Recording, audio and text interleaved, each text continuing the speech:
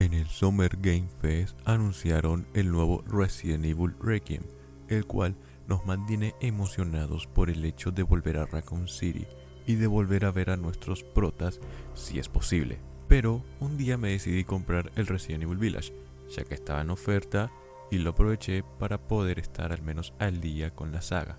Pero cuando lo estaba jugando me di cuenta de algo que es de vital importancia por si van a querer sacar un nuevo Resident Evil 10.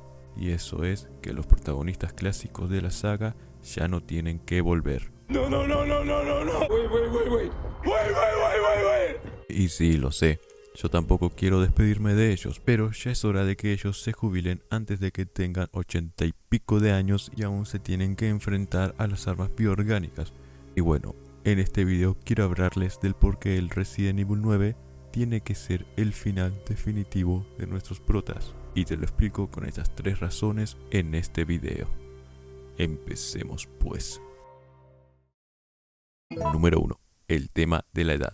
Este era el más obvio, pero también el más corto del porqué. Es más que obvio que estos personajes ya no estarán en esos años en donde podrían esquivar láseres o golpear rocas. El cuerpo humano no podrá aguantar la misma fuerza sin que los huesos terminen en polvo por apenas agarrar un arma láser o una mega bazooka o bancarse terrible golpe en la espalda con una columna. Obviamente llegarán a un punto en donde no podrán resistir esas cosas. Y no me lo pueden negar. Aunque en términos narrativos Jill tiene un retraso en su vejez por el virus que le metió Wesker en Resident Evil 5, cosa que a ella sí la podrían aprovechar un poco más, pero en cuanto al resto, no.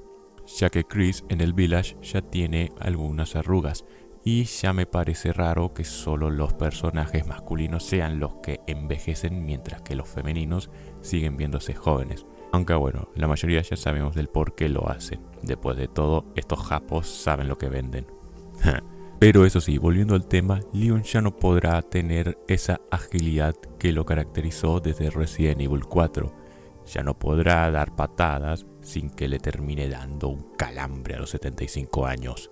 Bueno, igual lo podrán aprovechar en los proyectos animados, ya que en forma de precuelas como lo hicieron con Infinite Darkness. No me sale bien el nombre. Número 2. La evolución de los personajes en cada juego. Si viajamos a los Resident Evil clásicos hasta los más actuales, esto es una función que siempre hacen en los juegos. Cuando estamos jugando a su primera entrega, vemos ciertas mecánicas que debemos controlar. Y en la secuela de esa entrega están esas mecánicas, pero con la diferencia de que agregaron otras nuevas. Esto es lo común en los videojuegos para que su gameplay no sea repetitivo, pero en Resident Evil también entra en la narrativa de los personajes. Pondremos a Leon, a Jill y luego a Chris como ejemplo. En Resident Evil 1 con Jill solo podíamos disparar y correr de los zombies o tiburones, pero en Resident Evil 3 tenemos a Nemesis, quien nos perseguirá por toda Raccoon City, pero esta Jill ya no es la misma. Después de haber vivido en esa pesadilla de la mansión Spencer, ella ya no duda en disparar ahora.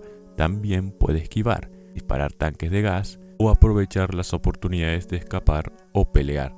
Todo para terminar matando a un arma biológica que la persiguió hasta la muerte. Por eso Brad murió cuando apareció Nemesis en el juego. Y la Jill del primer juego se hubiera enfrentado a Nemesis, de seguro moriría de la misma forma que Brad, ya que Brad lo único que hizo en el primer juego fue solo estar en el helicóptero y escapar después. Él no vivió toda la pesadilla que tuvieron Jill, Chris, Barry y Rebecca.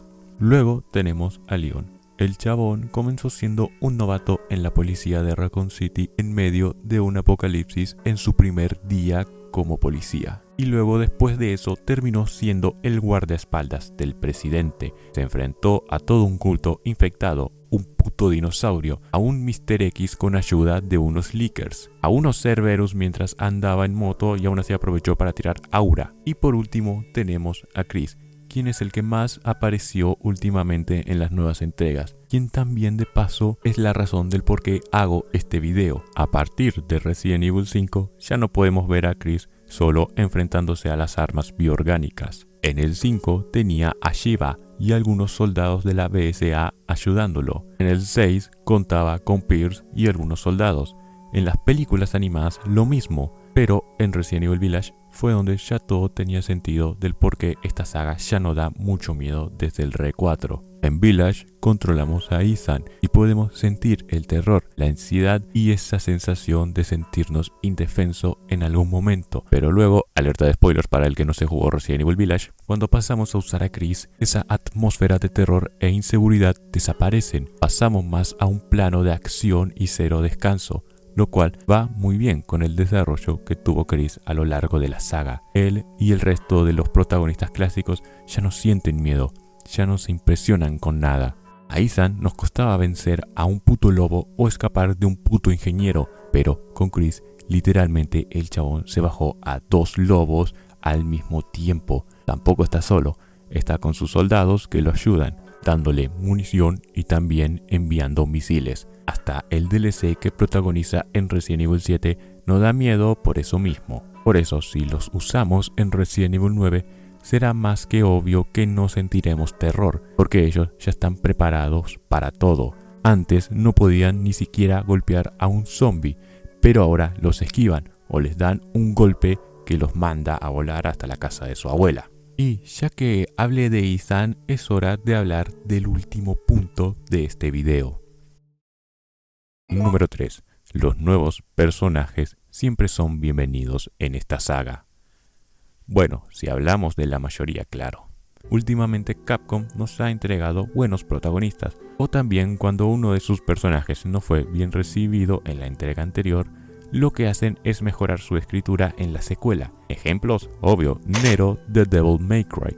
Al principio a nadie le cayó bien el güey de los cacahuates, pero en el Devil May Cry 5 lo mejoraron en su desarrollo y ganándose el corazón de quienes lo odiaron. Y con Ethan pasó algo parecido. En Resident Evil 7 la mayoría odió a Ethan por ser un personaje vacío en la historia, pero en Village lo mejoraron un poquito, dándole más importancia y también viendo que ha mejorado en el uso de armas y hasta puede empujar a los enemigos. Y eso antes no podíamos hacer en Resident Evil 7. Esto hizo que al menos los que lo odiaron tuvieran respeto por Ethan, aunque también, loco, es el personaje que más la pasó como el orto en esta saga. Pobre chabón. Podrá ser un tonto, pero es nuestro tonto. Y bien, esto también aplica con los protas clásicos, que fueron bien recibidos en su primera aparición, ofreciéndonos el ambiente de terror y después ver la evolución de ellos en la secuela, o de última no volver a verlos. Y cuando en el tráiler de Resident Evil Requiem apenas nos presentan a Grace Ashcroft, ya nos enamoró a todos y nos interesa saber qué es lo que hará en la historia y de ver su evolución si Capcom va a querer seguir exprimiendo esta franquicia hasta el último centavo. Y bueno, mis marrones, hasta acá terminó el video, espero que te haya gustado. Si es así, quiero que dejes tu like o suscribirte si quieres. Eso es a decisión tuya, nadie te está obligando. Bueno, espero que la pasen bien y si la estás pasando mal, bueno, espero que te recuperes y puedas seguir avanzando. Adiós y recuerden. Jackpot.